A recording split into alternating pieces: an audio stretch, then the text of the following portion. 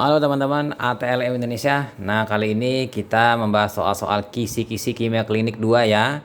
Di channel ATLM Indonesia bagian 17 ya. 17 atau 18 ini? 18 kayaknya nih.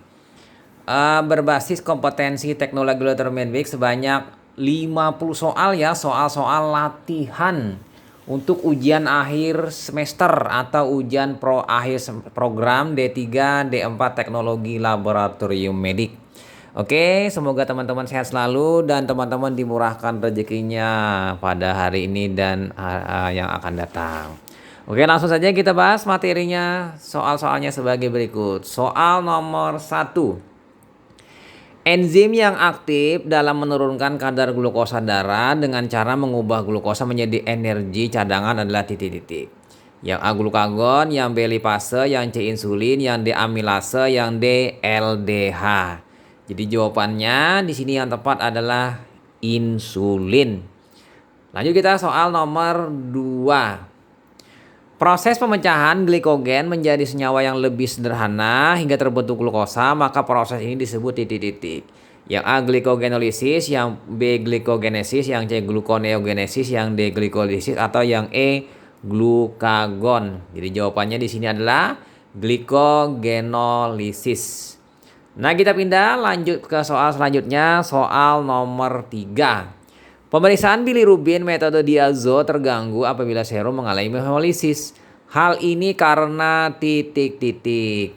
Yang A hemoglobin akan terukur sebagai bilirubin, yang B hemoglobin menghambat reaksi diazotasi asam sulfanilat dengan bilirubin, yang C hemoglobin mempercepat reaksi pembentukan reaksi diazotasi asam sulfanilat, kemudian yang D hemoglobin berwarna merah sehingga hasil reaksi akan bertambah merah, atau yang E hemoglobin menguraikan bilirubin menjadi biliverdin. Jadi jawabannya di sini untuk soal nomor 3 adalah karena hemoglobin menghambat reaksi diazotasi asam sulfanilat, menginhibisi ya dengan bilirubin. Kita pindah lanjut ke soal selanjutnya, soal nomor 4. Nilai rujukan untuk asam urat pria dewasa adalah titik-titik. Yang A 2,4 sampai 5,7 mg per dl, yang B 3,7 sampai dengan 7,0 mg per dl, kemudian yang C 2,5 sampai dengan 5,5 mg per dl, kemudian yang D 10 sampai 50 mg per dl, atau yang E 0,7 sampai dengan 1,1 mg per dl. Jadi jawabannya di sini yang tepat itu adalah yang B. 3,7 sampai dengan 7,0 mg per dl. Nah, lanjut kita pindah ke soal nomor 5. Hiperbilirubinemia tipe unconjugated dengan tingginya kadar bilirubin indirect dan rendahnya kadar bilirubin direct. Hal ini biasanya disebabkan oleh titik-titik. Yang A obstruksi saluran empedu, yang B sindrom Gilbert, yang C infeksi virus hepatitis B, kemudian yang D anemia hemolitik, atau yang E hambatan pada ekskresi bilirubin direct. Jadi jawabannya untuk soal nomor 5 ini adalah anemia hemolitik. Karena anemia hemolitik ini produksinya berlebihan bilirubin indirect ya. Ini misalnya pada kasus-kasus, misalnya juga pada kasus bayi. Nah, kita pindah lanjut ke soal selanjutnya, soal nomor 6. Teknik pengukuran faktor kinetik, suhu, enzim, dan substrat yang digunakan pada pemeriksaan AST adalah titik-titik. Yang A increase reaction 1746 37 derajat Celcius MDH oxoglutarat aspartat. Kemudian yang B decrease reaction 1746 37 MDH oxoglutarat aspartat. Kemudian yang C decrease reaction 1746 37 derajat Celcius LDH oxoglutarat aspartat. Kemudian yang D decrease reaction 1746 37 derajat Celcius MDH oxoglutarat alanin. Atau yang E decrease reaction 1746 37 derajat Celcius LDH oxoglutarat alanin. Nah, jawabannya di sini untuk soal nomor 6 yang benar adalah yang B. Decrease reaction prinsipnya ya, tekniknya 1746 faktor kinetiknya 37 derajat Celcius, MDH malat dehidrogenase oxoglutarat dan aspartat. Kita pindah lanjut ke soal selanjutnya, soal nomor 7. Hormon insulin diproduksi oleh titik-titik. Yang A sel-sel alfa pulau Langerhans, yang B sel-sel beta pulau Langerhans, yang C korteks ginjal, yang D medula oblongata, atau yang E kelenjar tiroid. Jadi Jadi jawabannya di sini yang tepat adalah sel-sel beta Pulau Langerhans dari pankreas. Nah, kita pindah lanjut ke soal selanjutnya, soal nomor 8. Proses pembentukan glukosa dari senyawa yang bukan berasal dari karbohidrat tetapi berasal dari protein atau lemak, maka proses ini disebut titik-titik. Yang A glikogenolisis, yang B glikogenesis, yang C gluconeogenesis, yang D glikolisis, atau yang E glukagon. Jadi jawabannya yang tepat untuk soal ini adalah gluconeogenesis. Nah, kita pindah lanjut ke soal nomor 9. Lipoprotein yang dikenal sebagai kolesterol baik, komponen utama terdiri atas protein 50%, kolesterol 20% atau 15-25%. Gunanya untuk mengangkut kolesterol dan fosfolipid adalah titik-titik. Yang A LDL, yang B HDL, yang C VLDL, yang D silomikron, atau yang E fosfolipid. Jadi jawabannya di sini adalah HDL yang B. Nah, kita pindah lanjut ke soal nomor 10. Keadaan ditemukan peningkatan kadar asam urat dalam darah disertai adanya senyawa keton akibat kontrol glukosa dan lemak yang tidak baik pada penderita diabetes mellitus adalah disebut titik-titik. Yang A ketoasidosis, yang B gangren diabetik, yang C hipertrigliseridemia, yang D dislipidemia, atau yang E mikroangiopati. Jadi jawabannya untuk soal nomor 10 itu yang tepat itu adalah ketoasidosis. Nah, kita pindah lanjut ke soal nomor 11. Pengawet darah untuk tujuan pemeriksaan glukosa dan tidak segera dilakukan pemeriksaan dalam 1-3 jam dan bersifat antiglikolitik, maka harus digunakan titik-titik. Yang A Na2-EDTA, yang B natrium sitrat 3,8%, yang C NaF dan kalium oksalat, yang D heparin, atau yang E double oksalat. Jadi jawabannya di sini adalah untuk penggunaan ini NaF dan kalium oksalat. Nah, kita pindah lanjut ke soal nomor 12. Pemeriksaan total protein, albumin, dan globulin dalam darah dimaksudkan untuk menunjang diagnosis kelainan pada organ titik-titik. Yang A jantung, yang B darah, yang C hepar, yang D ginjal, yang E paru. Jadi jawabannya yang tepat untuk soal nomor 12 di sini adalah hepar. Karena disintesis oleh hepar. Kita pindah lanjut ke soal selanjutnya, soal nomor 13. Pemeriksaan glukosa metode GOD PAP dengan hasil pemeriksaan terbentuk warna merah pada larutan uji. Panjang gelombang yang cocok untuk diukur adalah titik-titik karena merupakan serapan maksimum. Yang A 340 nanometer, yang B 405, yang C 492, yang D 546, atau yang E 578 nanometer. Jadi untuk nomor 13 ini jawabannya adalah 546 nanometer. Kita pindah lanjut ke soal nomor 14. Yang bukan termasuk fungsi ginjal adalah titik-titik. Yang A filtrasi darah, yang B ekskresi sisa metabolisme, yang D reabsorpsi zat yang masih dibutuhkan tubuh, yang D pengaturan volume cairan dan pH darah, atau yang E menetralisir racun yang masuk tubuh. Jadi di sini yang bukan fungsi ginjal adalah menetralisir racun yang masuk tubuh karena ini fungsi dari hepar yaitu detoksifikasi.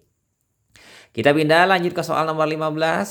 Urea berasal dari amoniak yang dikonjugasi dengan gas CO2 oleh enzim tubuh.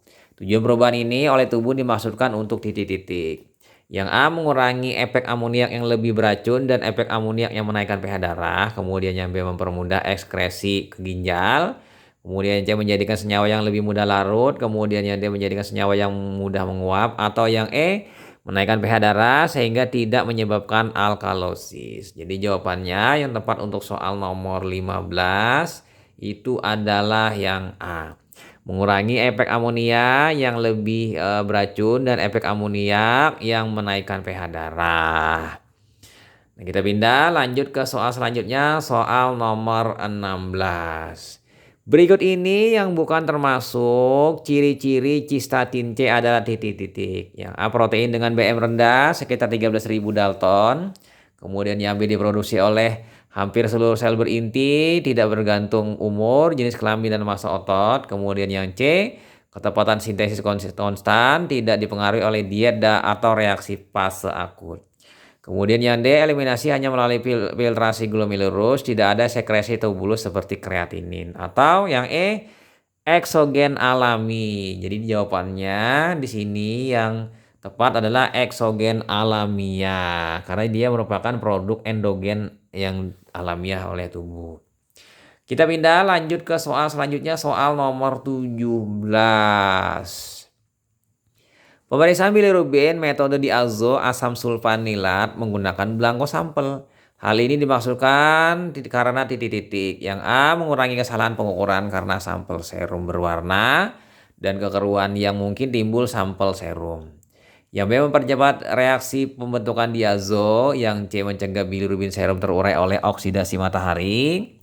Kemudian yang D, agar pengukuran pada area serapan maksimum panjang gelombang. Atau yang E, menghemat penggunaan serum sehingga serum lebih sedikit digunakan. Jadi jawabannya di sini yang tepat itu adalah yang A.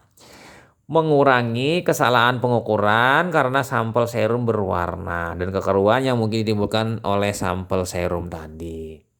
Kita pindah lanjut ke soal nomor 18, peningkatan AST di atas 5 kali dari nilai normal dapat ditemukan pada kondisi titik-titik. Yang A, infak miokard, yang B, sirosis hepatis, yang C, infak paru, yang D, tumor hepar, atau yang E, gagal ginjal akut. Jadi jawabannya di sini yang tepat adalah infak miokard. Kita pindah lanjut ke soal nomor 19.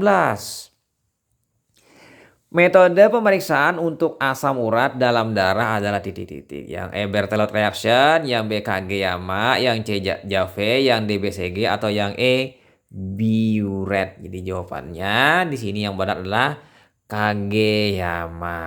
Nah, kita pindah lanjut ke soal nomor 20.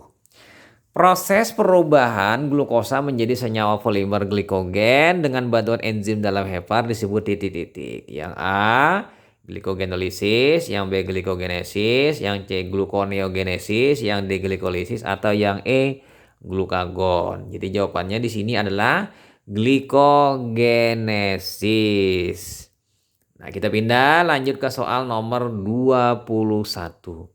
Kadar glukosa darah normal dalam darah puasa berkisar titik-titik. Yang A 70 sampai 80 mg per dl, yang B 75 sampai 110 mg per dl, yang C 110 sampai 150 mg per dl, atau yang E 200 sampai dengan 250 mg per dl, atau yang E 10 sampai 50 mg per dl. Nah, jawabannya di sini untuk kadar glukosa darah puasa itu normal adalah yang benar 75 sampai 110 mg per dl. Nah, kita pindah lanjut ke soal nomor 22. Apabila glukosa dalam darah dibiarkan selama lebih dari 2-3 jam, maka glukosa akan terurai menjadi asam laktat atau asam pirufat. Sehingga glukosa akan perlahan menghilang dalam darah. Maka proses ini disebut titik-titik. Yang A, glikogenolysis, yang B, glikogenesis, yang E, gluconeogenesis, yang D, glikolisis, atau yang E, glukagon. Jadi jawabannya di sini adalah yang benar adalah glikolisis, yaitu yang D. Nah, kita pindah lanjut ke soal nomor 23. Pemeriksaan yang menggambarkan rata-rata kadar glukosa darah dalam waktu 2-3 bulan, yaitu 40-60 hari. Pada penderita diabetes mellitus adalah titik-titik. Yang A, C, peptida, yang B, GTT oral, yang C, HbA1c, yang D, mikroalbumin, sementara yang E, glukosa darah sewaktu. Jadi jawabannya di sini yang tepat adalah HbA1c. Kita pindah lanjut ke soal nomor 24, masih di channel ATLM Indonesia. Keadaan ditemukan glukosa dalam urin akibat tubuh tidak dapat mengontrol glukosa dalam darah sehingga melebihi nilai ambang ginjal untuk glukosa disebut titik-titik. Yang A, hiperglikemia, yang B, hipoglikemia, yang C, glukosuria, yang D, diabetes mellitus, atau yang E, hiperlipidemia. Ini adalah untuk cocoknya adalah untuk yang C, glukosuria. Nah, kita pindah lanjut ke soal nomor 25. Berikut ini yang bukan termasuk kerja hormon insulin titik-titik. Yang A, meningkatkan pemasukan glukosa dan kalium keluar sebagian besar sel tubuh. Kemudian yang B, merangsang sintesis glikogen di hati dan otot. Kemudian yang C, mendorong perubahan glukosa menjadi asam-asam lemak dan trigliserida. Yang D, meningkatkan sintesis protein sebagian dari residu metabolisme glukosa. Atau yang E, secara keseluruhan efek hormon ini untuk mendorong penyimpanan energi dan meningkatkan pemakaian glukosa. Jadi jawabannya untuk soal nomor 25 ini adalah yang tepat adalah yang A. Yang bukan yaitu meningkatkan pemasukan glukosa dan kalium keluar sebagian besar sel tubuh. Ini harusnya ke dalam ya, bukan keluar. Nah, kita pindah lanjut ke soal nomor 26. Puasa yang ideal disarankan bagi pasien yang akan melakukan pemeriksaan profil lipid, kolesterol, trigliserida, HDL, LDL adalah titik-titik. Yang A 2 sampai 3 jam, yang B 6 sampai 8 jam, yang C 8 sampai 10 jam. Kemudian D 10 sampai 12 jam, yang E 12 sampai 14 jam. Jadi yang ideal itu adalah 10 sampai 12 jam. Walaupun yang lazim dilaksanakan selama ini mengikut glukosa, mengikut asam urat, urea kreatinin itu adalah 8 sampai dengan 10 jam. Tapi kalau sudah masuk di 10 jam itu adalah bagus karena dengan 10 jam ke atas itu proses yang namanya kadar rata-rata atau kestabilan dalam hal metabolisme lemak itu lebih stabil dengan puasa setelah 10 jam. Nah, kita pindah lanjut ke soal nomor selanjutnya, soal nomor 27.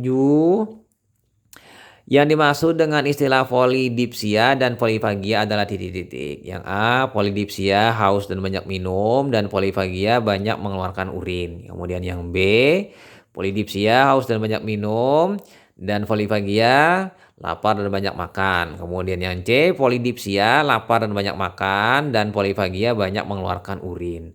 Kemudian yang D, polidipsia banyak mengeluarkan urin, dan polifagia lapar dan banyak makan. Atau yang E, polidipsia, borok dan luka kulit, dan polifagia banyak mengeluarkan urin. Jadi jawabannya di sini untuk yang nomor 27 adalah yang B. Polidipsia itu banyak minum ya dan haus.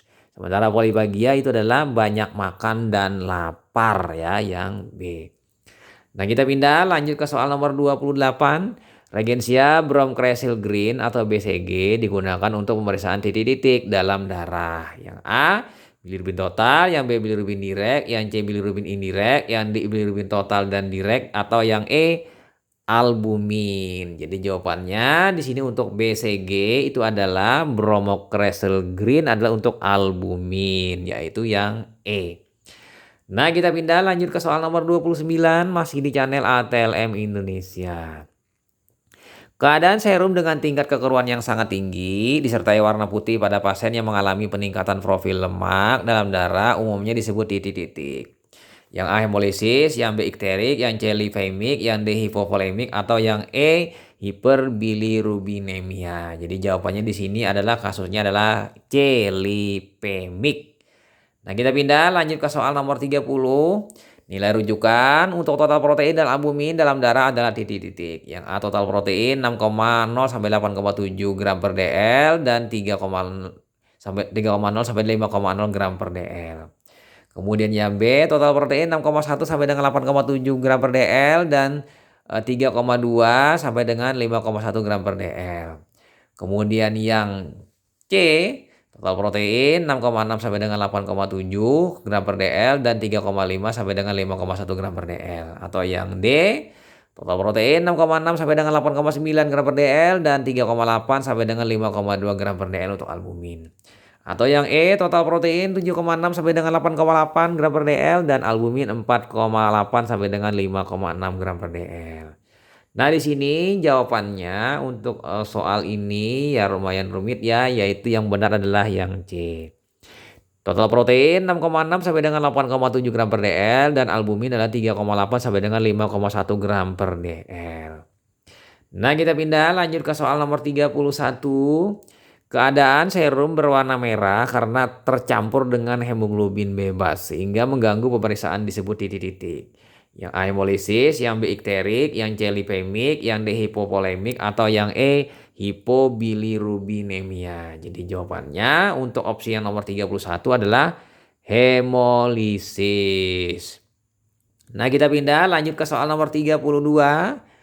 Berikut kondisi-kondisi penurunan albumin dalam darah pada pasien kecuali titik 2. Yang A sindrom nefrotik, yang B hemodilusi, yang C kehamilan dan laktasi, yang D hipertiroidisme, atau yang E hemokonsentrasi. Jadi jawabannya di sini untuk nomor 32 itu adalah hemokonsentrasi. Nah, kita pindah lanjut ke soal nomor 33. Darah yang sudah membeku segera dilakukan sentrifugasi dan kecepatan ideal titik-titik selama 5-10 menit. Yang A 1000 sampai dengan 1500 rpm, yang B 1500 sampai 2000 rpm, yang C 3000 rpm sampai dengan 3500 rpm, yang D 3500 sampai dengan 4000 rpm, atau yang E 16000 rpm. Jadi di sini opsi pilihan yang mungkin adalah 1500 sampai dengan 2000 rpm. Walaupun yang benar itu adalah 2000 sampai dengan 3000 rpm ya yang ideal. Kita pindah lanjut ke soal selanjutnya nomor 34.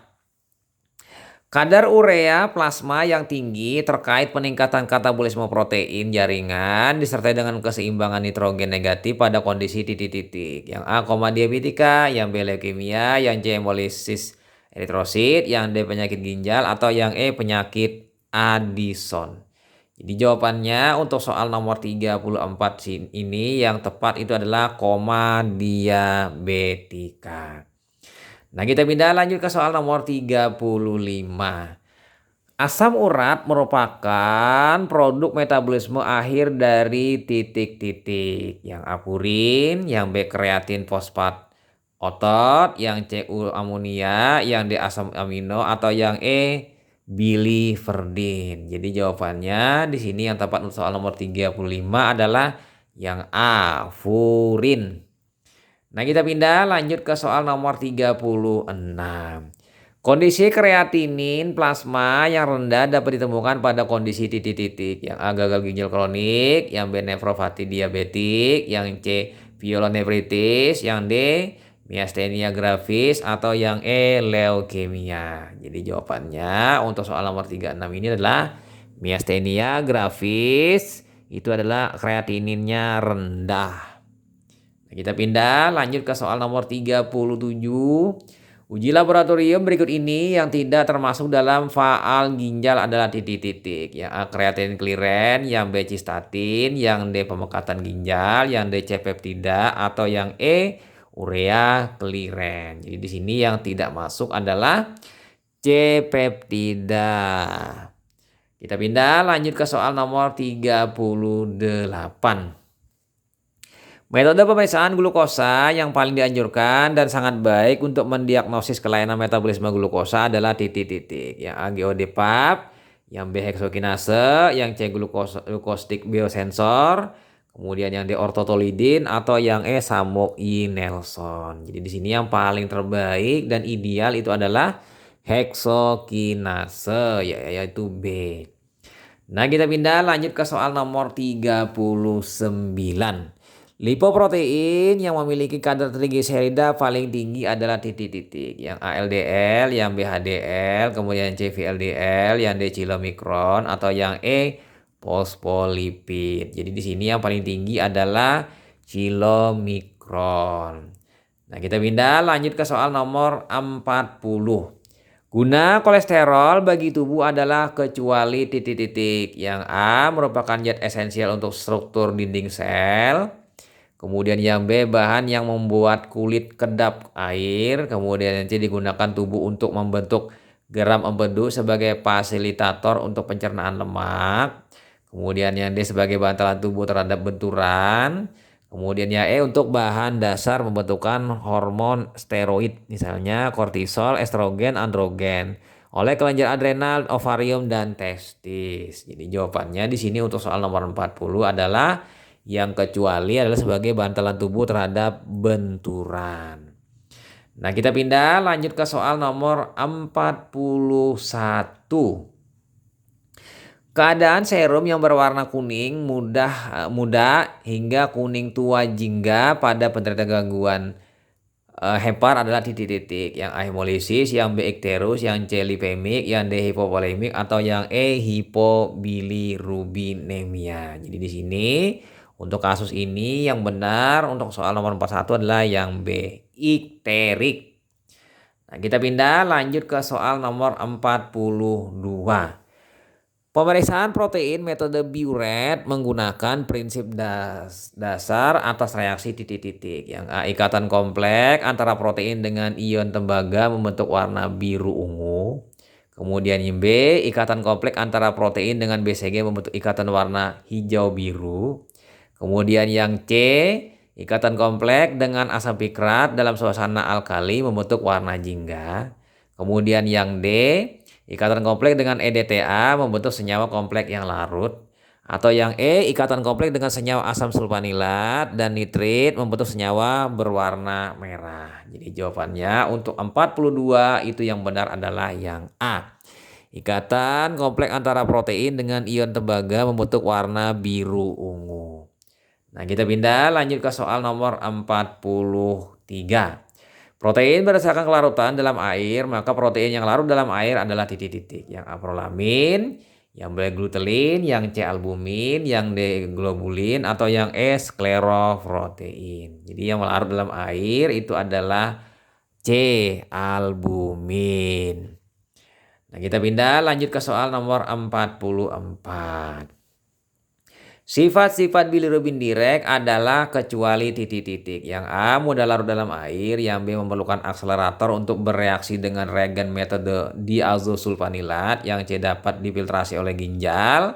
Kemudian yang ditemukan dalam urin. Atau yang E, mewarnai jaringan karena telah terkonjugasi dengan asam glukuronat. Yang kecuali untuk sifat bilirubin direct, soal 44 ini adalah yang B. Memerlukan akselerator untuk bereaksi dengan reagen metode diazosulfanilat. Ini berlaku untuk bilirubin indirect. Nah, kita pindah lanjut ke soal nomor 45. Yang bukan termasuk fungsi hepar adalah titik 2. Yang A, detoksifikasi. Yang B, metabolisme dan interkonversi asam amino. Kemudian yang C, mengatur volume darah, produksi dan menyimpan darah. Kemudian yang D, memfiltrasi darah dan mengatur elektrolit darah. Atau yang E, mengatur kadar glukosa darah dan glikogen dalam keseimbangan. Jadi untuk soal nomor 45 ini yang bukan adalah detoksifikasi ya.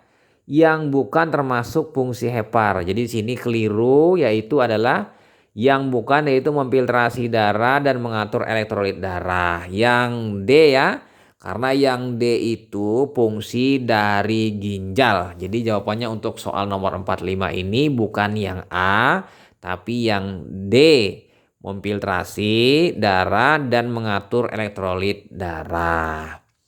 Nah, kita pindah lanjut ke soal nomor 46. Kreatinin serum diukur lebih banyak menggambarkan fungsi ginjal dibandingkan urea. Hal ini karena titik-titik. Yang A, kreatinin hampir 100% difiltrasi dan diekskresikan oleh ginjal. Yang B, kreatinin menggambarkan massa otot aktif dalam bekerja. Kemudian yang C, kreatinin lebih stabil dibandingkan urea. Kemudian yang D, kreatinin lebih mudah diukur dibandingkan urea. Atau yang E, kreatinin masih dibutuhkan tubuh untuk membentukkan asam amino bila mengalami kekurangan asupan protein.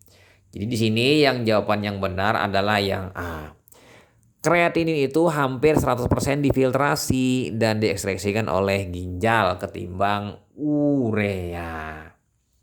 Nah, kita pindah lanjut ke soal nomor 47. Nilai normal urea dalam darah adalah titik-titik. Yang A 75 sampai 110 mg per dl, kemudian yang B 10 sampai 50 mg per dl. Kemudian yang C 0,7 sampai dengan 1,2 mg per dl, yang D 3,8 sampai dengan 51 gram per dl, atau yang E 3,4 sampai dengan 7,0 mg per dl. Nah, yang benar untuk soal nomor 47 adalah yang B, 10 sampai 50 mg per dl untuk normal urea dalam darah. Nah, kita pindah lanjut ke 48 soalnya.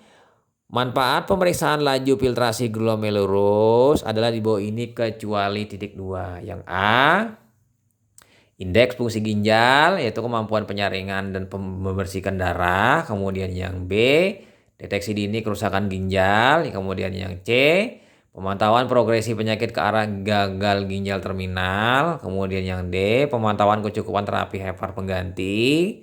Atau yang E, membantu mengoptimalkan terapi dengan obat tertentu. Jadi di sini yang kecuali untuk laju filtrasi glomerulus adalah pemantauan kecukupan terapi HEPAR pengganti. Ini tidak masuk karena ini HEPAR ya. Nah, kita pindah lanjut ke nomor 49.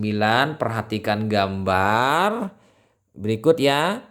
Kondisi dengan hasil elektroforesis protein menunjukkan titik-titik. Yang anormal, yang B multiple myeloma, yang C cirrhosis hepatis, cirrhosis hepar, kemudian yang C sindrom nefrotik, atau yang E infeksi hepatitis. Jadi jawabannya di sini yang tepat untuk soal nomor 49 itu adalah multiple myeloma. Dan lihat saja gambarannya seperti huruf M ya, jadi mudah menggambarnya, mudah mengingatnya yaitu multiple myeloma seperti huruf M, hasil elektroforesisnya. Nah, kita pindah lanjut ke nomor 50, soal terakhir. Perhatikan gambar berikut, kondisi dengan hasil elektroforesis protein menunjukkan titik-titik pada gambar. Yang anormal, yang B multiple myeloma, yang C cirrhosis hepar, yang D sindrom nefrotik, atau yang E infeksi akut. Nah, pada kondisi ini adalah sindrom nefrotik, yaitu dengan rendahnya kadar albumin. Ya kan, dilihat di situ fraksinya, fraksi awal rendah sekali. Nah, itu saja teman-teman, sebanyak 50 soal untuk kisi-kisi ujian akhir semester D3, D4 Teknologi Laboratori Medik untuk kimia klinik 2, kimia darah. Materinya glukosa, diabetes mellitus, protein, total protein, albumin, globulin, kemudian elektroforesis, fungsi ginjal, urea kreatinin, asam urat, kreatinin kliren, serta Paal hepar, enzim-enzim hepar. Nah, itu saja materinya. Semoga teman-teman mendapatkan ilmunya. Jangan lupa subscribe, nantikan soal lainnya. Semoga bermanfaat. Salam kompetensi, selamat belajar dan sukses selalu buat teman-teman yang ada di rumah dan sedang belajar dan meningkatkan kompetensi dan keilmuan di bidang ilmu laboratorium medik. Semoga teman-teman lulus dengan nilai yang tinggi dan mendapatkan nilai yang memuaskan sehingga teman-teman mendapatkan IPK atau indeks prestasi kumulatif yang tinggi pada semester ini untuk maju ke semester depan. Oke, itu saja teman-teman. Sampai jumpa. Bye.